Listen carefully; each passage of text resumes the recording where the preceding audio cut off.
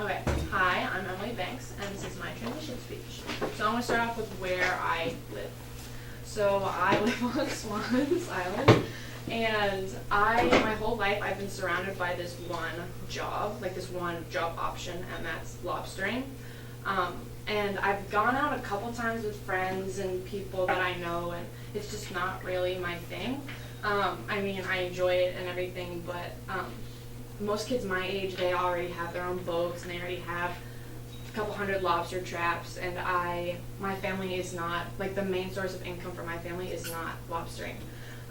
So my parents, my mom, she went to, and that's my dad, but my mom, she went to the University of Southern Maine for elementary education. She got a minor in learning disabilities and language communication. She was a special ed tech, remedial reading teacher. She's been a one-on-one, and then when she met my dad, because his family used to summer on Swans when they were little, and then my mom, and they thought it'd be a great place to raise kids.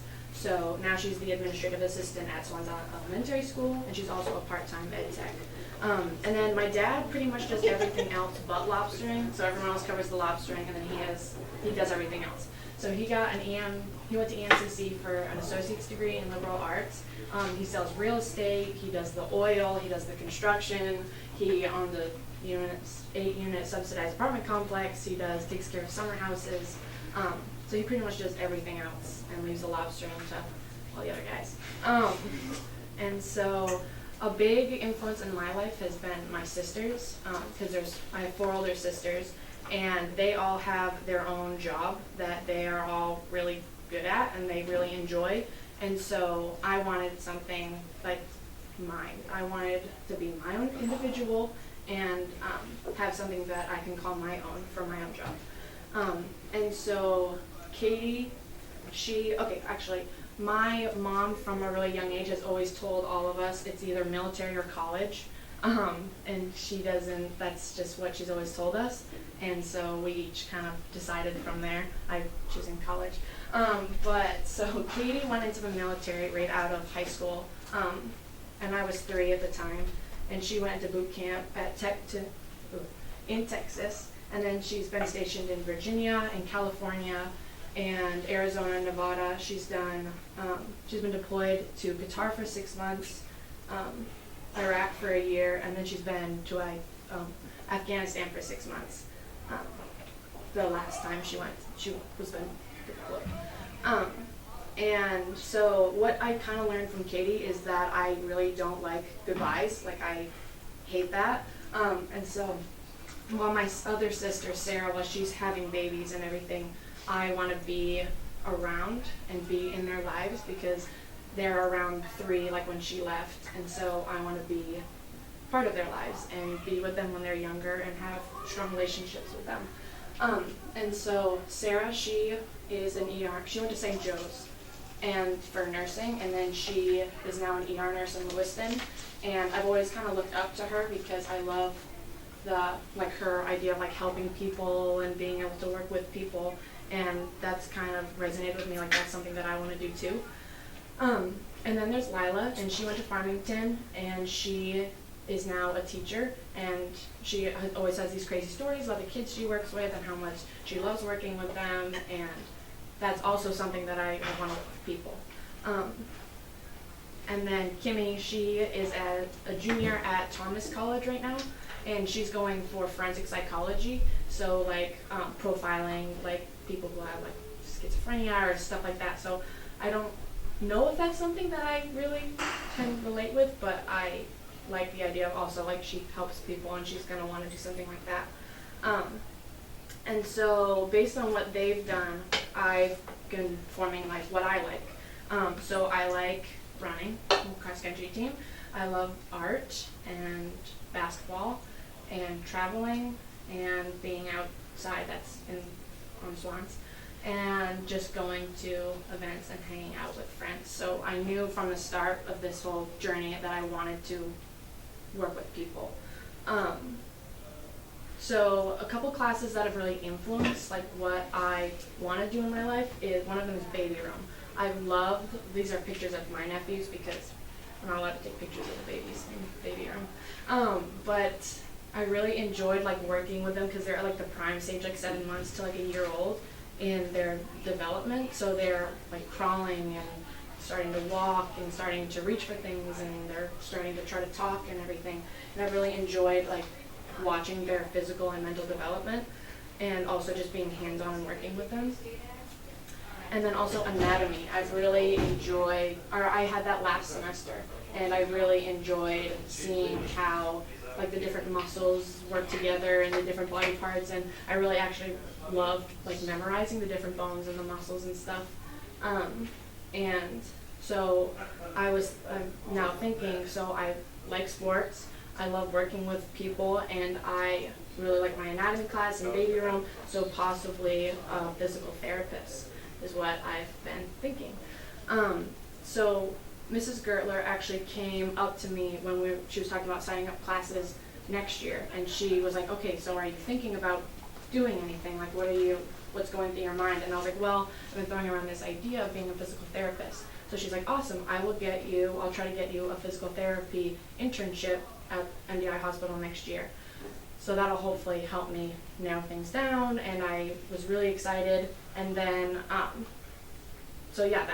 was like elated about her like coming up with that idea. And then Unified. So physical therapy, and then all of a sudden Unified comes around, and I absolutely fell in love with doing it. Like my face would hurt because I would smile like the whole time I was at a game or a practice, and it was just an amazing thing to be a part of.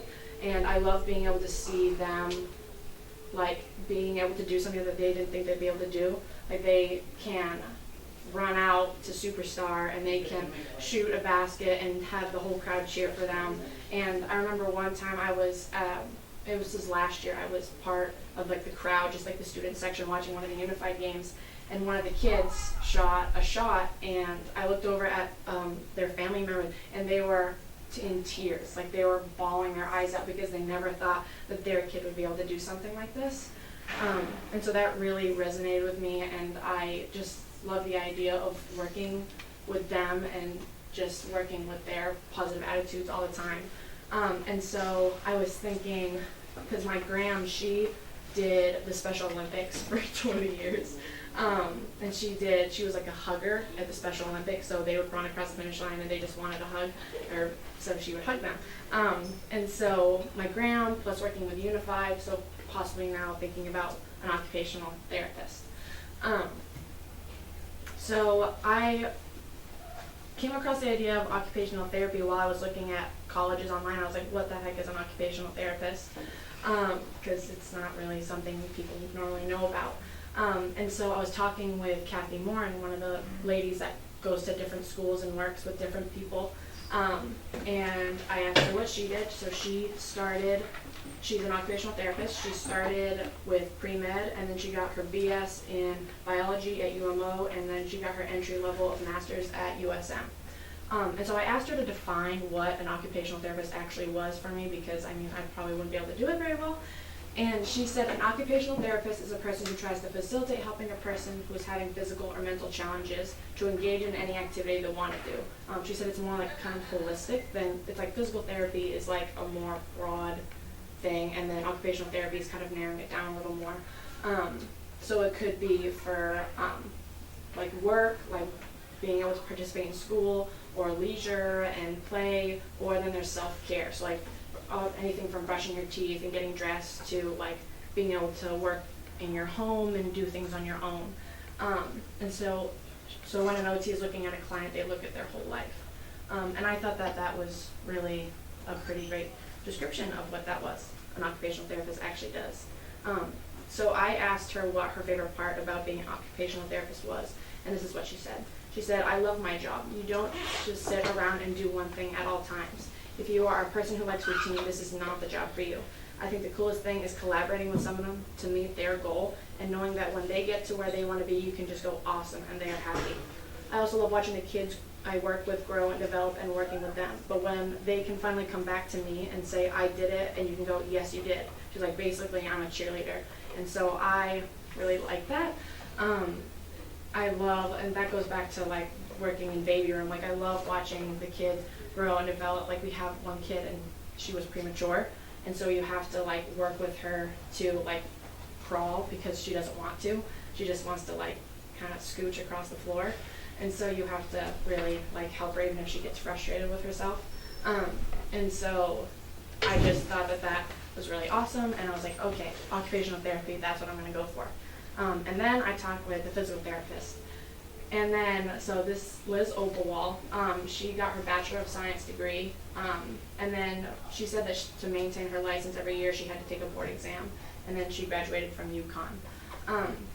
And then I asked her what her favorite part about being a physical therapist was, and she said, my favorite part about my job right now is when I see someone do something they either couldn't do or they have been working a long time in order to be able to. So for example, I have some students that I work with on strength, balance, and coordination, working on being able to sit up and participate in circle time or hold themselves up at the desks. But the kids are thinking about how they want to be able to kick a soccer ball or play baseball with their friends. And to have that child be able to master that goal is their own personal goal, is better than any paycheck like I could receive. And so that's another thing. I was like, okay, well that resonates with me too, so I did awesome. I don't know really what to do. So now that I have these two things that I really feel like I kind of embodies my personality and what I've been really enjoying, now I've been trying to find colleges that kind of like narrow things down. So University of New England, I can go there and I can get my BS in health, wellness, and occupational studies, where then I can go from that and I can either choose physical therapist or occupational therapist. And then also University of Southern Maine, they offer like physical therapy programs as well, and occupational therapy programs that Kathy was talking to me with. And then Kennewick Valley Community College was also talking. It also has the similar like idea that I can go physical or occupational therapy. And so hopefully my internship next year with physical therapy will help me decide which one I actually want to go for. I can either say, no, this is not the thing for me, or yes, I really enjoy this. Yeah, so that's my website.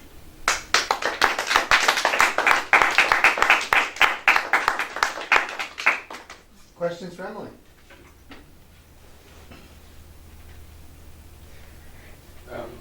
What, like, are you thinking of working with mainly children, or like more like older kids, or like older people in general? I think that I'd probably want to like start with kids, because I think that I really enjoy like going into the different schools and working with the different kids and stuff like that.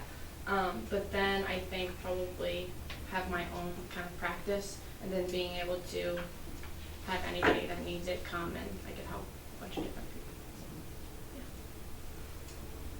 yeah. What's the difference, I mean, with the PT, I don't quite Like catch that. physical therapy versus occupational therapy? Yeah. So physical therapy is like, so someone like, if like you or me and we got into like an accident or something, and then we lost some sort of ability, and then you can try to regain that ability. And then if it was someone that never had that kind of ability, help them like get to a point where they're like be able to do that thing that they want to be able to do. And it's not just it's like different people all the way around. But then with occupational therapy, it kind of narrows it down to if you're like physically handicapped or like mentally handicapped. Like a lot of it works with mentally handicapped people, and working with them to a point where either their like family is like, yes, I feel like from here I can work with them as well,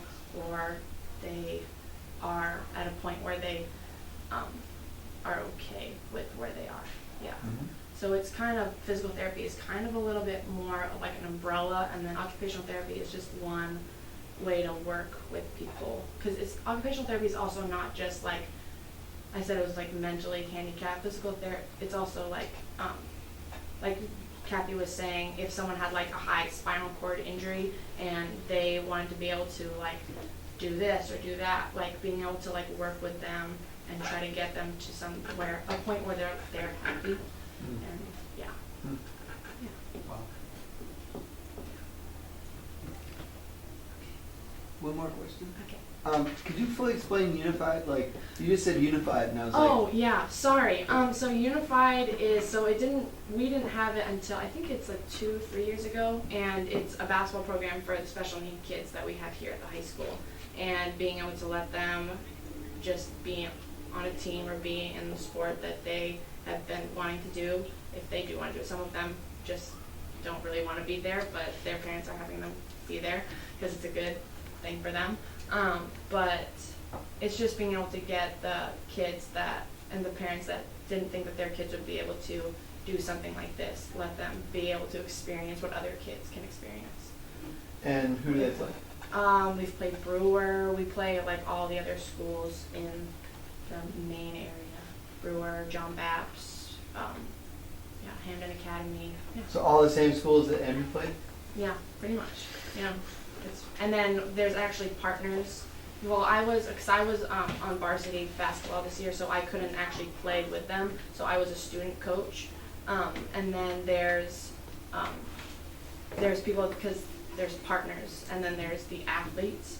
So the partners, they can only shoot I think like 5 or 10% of the shots, and then the rest has to be the athletes that shoot the shots. And the partners just kind of facilitate and like help them get organized and just relax kind of, so they're not like freaking out. And then yeah, it's just a really awesome. How many of them are on the court at any one time? There's 3. I think there's 3 athletes, and then there's 2 partners. Cool. Yeah. Did any of you guys go to the games? Yeah, They're pretty amazing. that's cool. Right on. Thank you, Emily. Hit pause here.